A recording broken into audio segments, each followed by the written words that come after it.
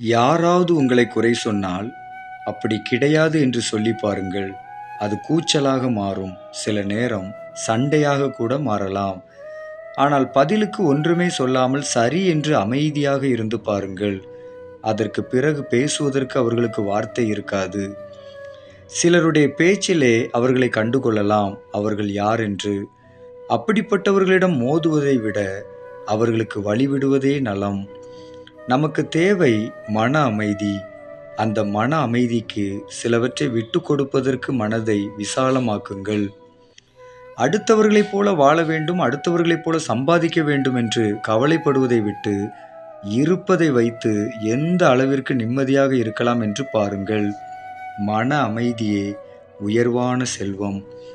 மன அமைதிக்காக எதையும் விட்டு கொடுங்கள், சிலவற்றை விட்டு விடுங்கள்.